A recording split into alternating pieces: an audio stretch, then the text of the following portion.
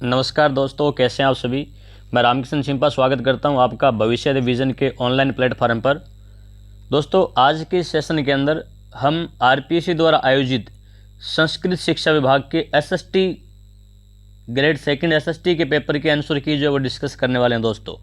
तो आज का पहला प्रश्न है, सविनय अवज्ञा आंदोलन के दौरान धरासना सत्याग्रह का नेतृत्व निम्नलिखित में से किसने किया। फिर से रिपीट कर रहा हूँ, सविनय अवज्ञा आंदोलन के दौरान धरासना सत्याग्रह का नेतृत्व निम्नलिखित में से किसने किया। ऑप्शन है मोतीलाल नेहरू, एनी बेसेंट, सरोजिनी नायडू, सरदार पटेल। दोस्तों, इसका राइट आंसर है सरोजिनी नायडू।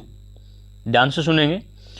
भारत में सविनय अवज्ञा आंदोलन का नेतृत्व जो था दोस्तों गांधी जी ने किया था। यदि हम पर्टिकुलर स्थान विशेष की बात करें तो उत्तरी पश्चिमी प्रांत यानी सीमांत प्रांत जिसे कहा जाता है, फ्रंटियर क्षेत्र जिसे कहा जाता है, उस फ्रंटियर क्षेत्र के अंदर आंदोलन का नेतृत्व जो है वह खान अब्दुल गफ्फार खान कर रहे थे दोस्तों। खान अब्दुल गफ्फार खान को सीमांत गांधी या फ्रंटियर गांधी के नाम से भी जाना जाता है। खास बात यह दोस्तों कि सीमांत गांधी ने खुदाई खिदमतगार नामक एक संगठन बनाया था और इस संगठन के द्वारा रेड शर्ट यानी लाल कुर्ती आंदोलन जो था वो चलाया गया था। सीमांत गांधी को बादशाह खान के नाम से भी जाना जाता है और इसी प्रांत के अंदर यानी उत्तरी पश्चिमी प्रांत, सीमांत प्रांत यानी फ्रंटियर प्रांत के अंदर गांधी जी को लोगों ने मलंग बाबा कहा था। पर्टिकुलर एक व्यक्ति का नाम कहूं तो गांधी जी को मलंग बाबा जो खान अब्दुल गफ्फार खान ने कहा था दोस्तों। यदि मणिपुर की बात करें तो मणिपुर की जनजातियों ने भी सविनय अवज्ञा आंदोलन में अपनी सक्रिय भूमिका निभाई थी और नागालैंड के अंदर सविनय अवज्ञा आंदोलन का नेतृत्व जो था वो कर रहा था यदुनाग, और यदुनाग की मृत्यु होने के बाद में उसकी बहन 13 वर्षीय बालिका रानी गाडिनेलू ने किया था। रानी गाडिनेलू को दोस्तों रानी की उपाधि जो थी पंडित जवाहरलाल नेहरू के द्वारा दी गई। आरटेट 2012 के अंदर पूछा जा चुका है कि रानी गाडिनेलू को रानी की उपाधि किसने दी। तो रानी की उपाधि दोस्तों पंडित जवाहरलाल नेहरू ने दी थी। और खास बात यह है कि रानी गाडिनेलू को नागालैंड की जान ऑफ आर्क भी कहा जाता है। और इसी सविनय अवज्ञा आंदोलन के दौरान बालकों की वानर सेना और बालिकाओं की मार्जरी यानी बिल्ली सेना का जो था दोस्तों गठन किया गया था। और भी देखिएगा दोस्तों, सविनय अवज्ञा आंदोलन में कमला देवी चट्टोपाध्याय जो थी, कमला देवी चट्टोपाध्याय ने महिलाओं का नेतृत्व किया और इन्हीं के कहने पर इस आंदोलन में महिलाओं को साथ लिया गया।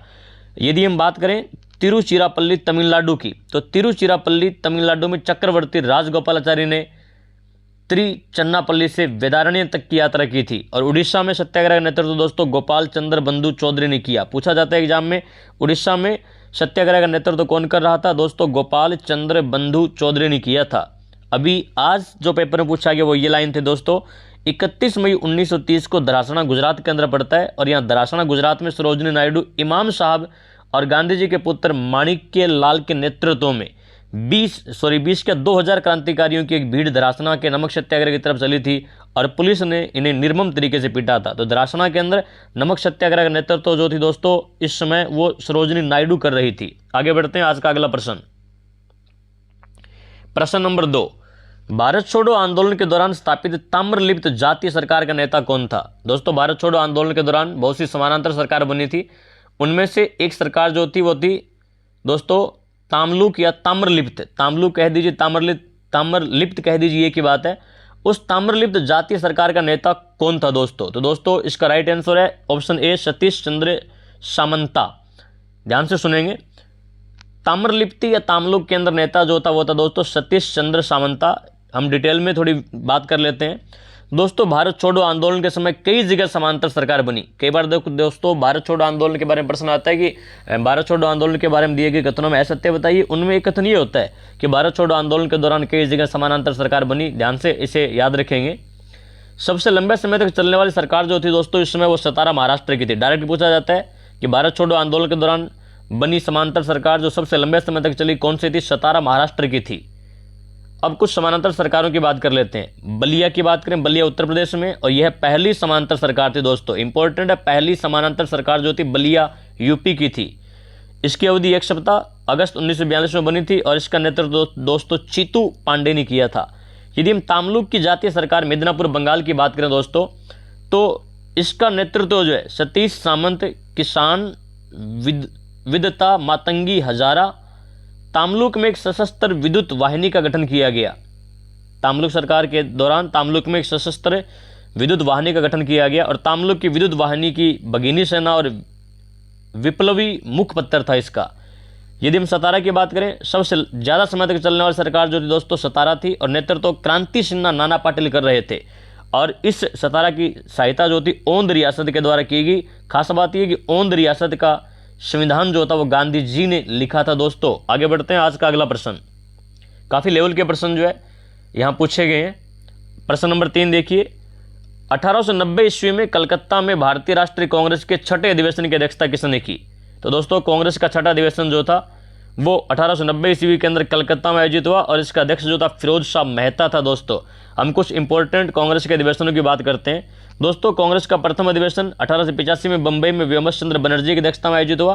कांग्रेस का दूसरा अधिवेशन 1886 में कलकत्ता में दादा भाई नौरोजी की अध्यक्षता में आयोजित हुआ। और कांग्रेस का तीसरा अधिवेशन जो है वो मद्रास में मोहम्मद बदरुद्दीन तैयबजी पहले मुस्लिम अध्यक्ष की अध्यक्षता में आयोजित हुआ।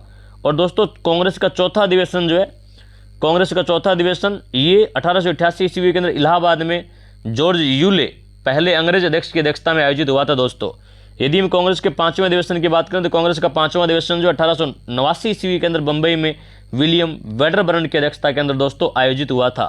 और यदि हम कांग्रेस के छठे अधिवेशन की बात करें तो ध्यान से देखेंगे, कांग्रेस का छठा अधिवेशन जो है जो आज पूछा गया एग्जाम के अंदर 1890 ईस्वी के अंदर कलकत्ता में फिरोज शाह मेहता की अध्यक्षता में आयोजित हुआ। ये अध्यक्ष से पूछा गया था।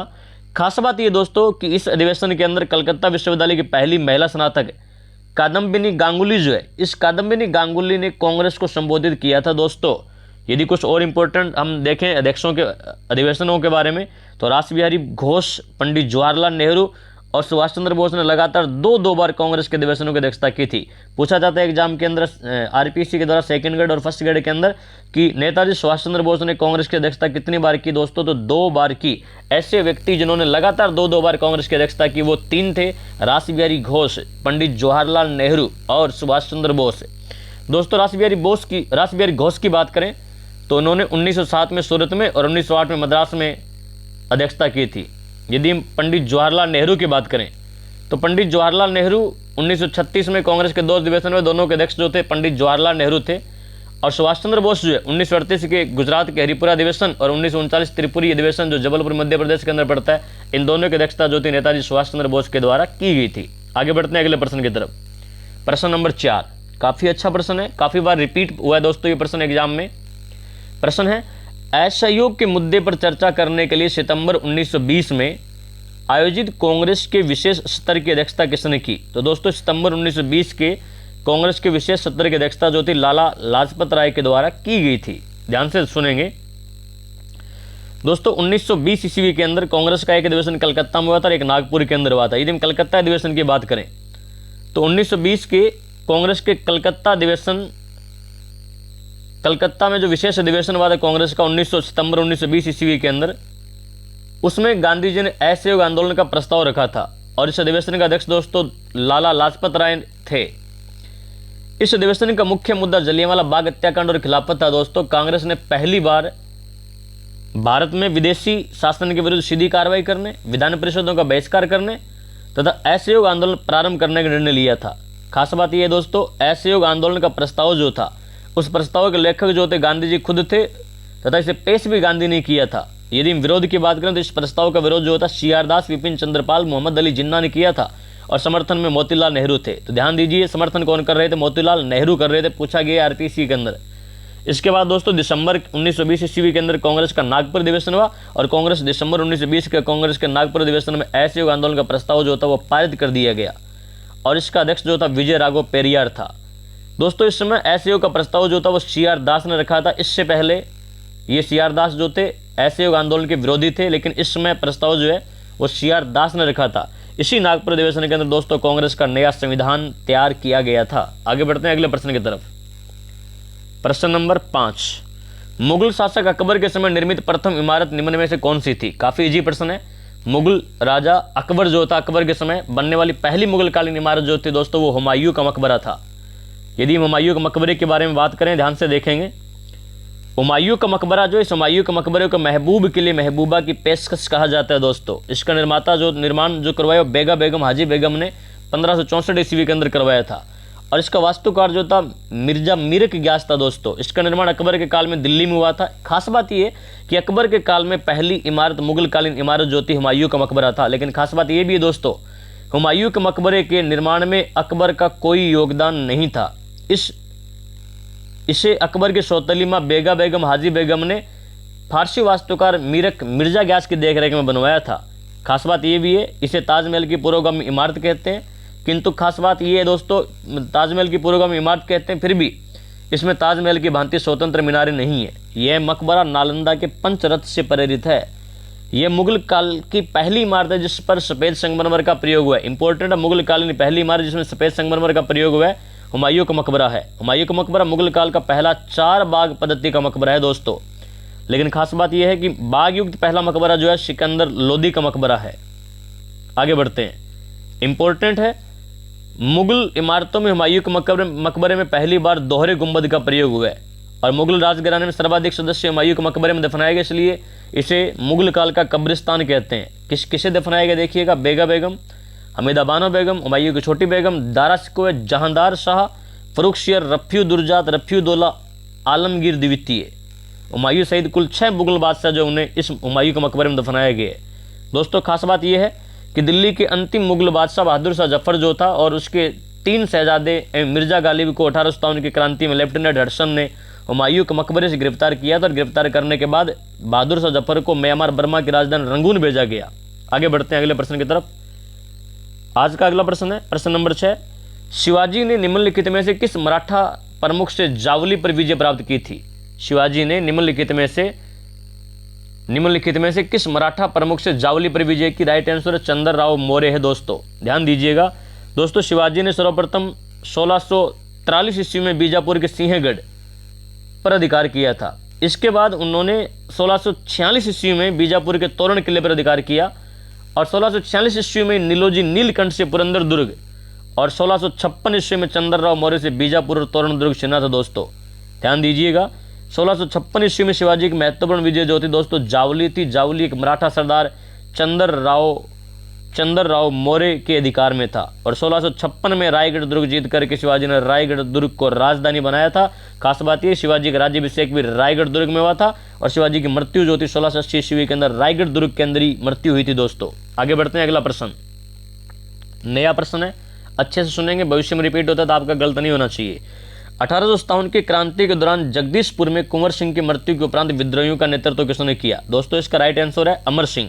1857 की क्रांति के दौरान जगदीशपुर में कुंवर सिंह, बिहार का शेर जिसे कहते हैं, उसकी जैसे ही मृत्यु हुई, इसकी मृत्यु होने के बाद में यहाँ नेतृत्व जो था दोस्तों अमर सिंह के द्वारा किया गया था, ध्यान दीजिएगा।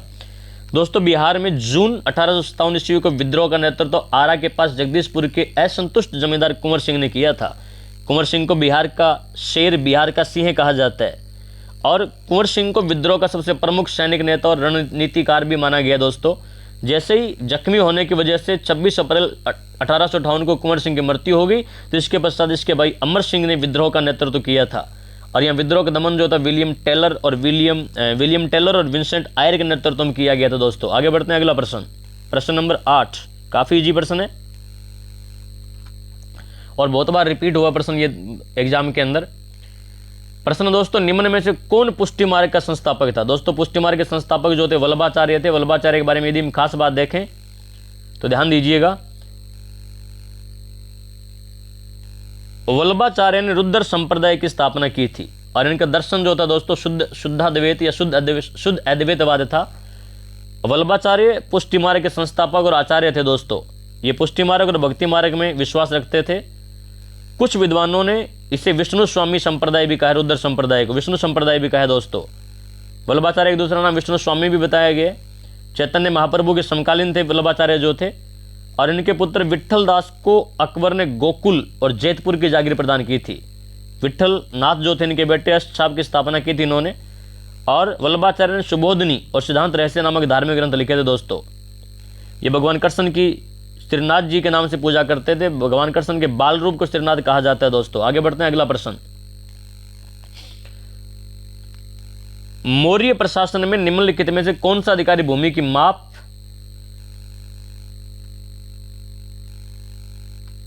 माप और उनकी सीमाओं का निर्धारण करने के लिए उत्तरदायी था? दोस्तों इसका राइट आंसर रज्जुक है दोस्तों, सुनिएगा ढंग से। जिला स्तर पर सबसे प्रमुख अधिकारी जो होता था मौर्य काल में रज्जुक होता था। मूलतः यह भू राजस्व और भूमि मापन से जुड़ा अधिकारी था। इंपॉर्टेंट बात है दोस्तों कि अशोक के राज्याभिषेक के 27 वर्ष बाद इन्हें न्यायिक स्वतंत्रता का अधिकार भी दिया गया था, प्रथम पृथक कलिंग लेख और चतुर्थ स्तंभ लेख में रज्जु के अधिकारों का उल्लेख किया गया है। आगे बढ़ते हैं। निम्न में से कौन सा विशालतम चैत्य है दोस्तों? इसका राइट आंसर है कार्ले। कार्ले पुणे महाराष्ट्र के अंदर है। यहाँ कुल 4 गुहाएं हैं, जिनमें से 1 चैत्यागृह है और 3 विहार हैं दोस्तों। कार्ले का आयताकार चैत्य भारत में शैल वास्तु का सर्वोत्तम, सबसे बड़ा और सर्वाधिक सुरक्षित और सबसे प्रसिद्ध चैत्यागृह है दोस्तों। ध्यान दीजिए, कौन सा विशालतम चैत्य है? तो कार्ले पुणे महाराष्ट्र का कार्ले चैत्य भारत का विशालतम चैत्य है दोस्तों। आगे बढ़ते हैं, अगला प्रश्न।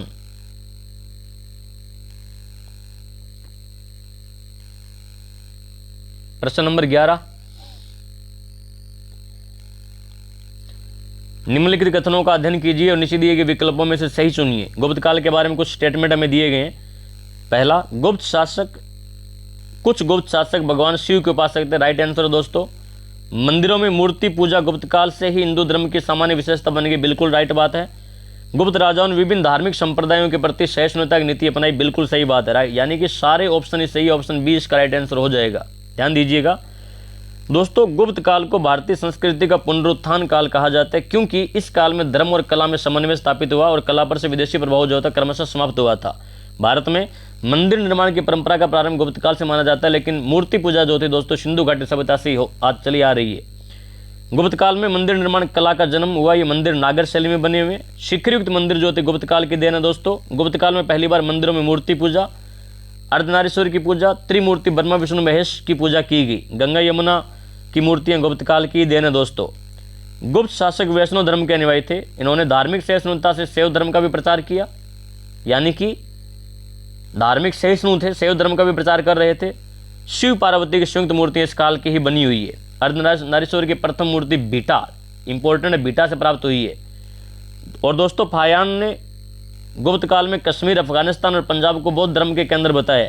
इस समय व्यापारी जो थे, व्यापारी में जैन धर्म का प्रचलन था। आप देख सकते हैं वैष्णव, शैव, जैन, बौद्ध सभी धर्मों की बात हो रही है यहाँ पर, यानी ये धार्मिक सहिष्णु राजा हुए। कुछ शिव के उपासक थे और मंदिरों में मूर्ति पूजा इसी काल में शुरू हुई थी दोस्तों। आगे बढ़ते हैं। आज का अगला प्रश्न, प्रश्न नंबर 12,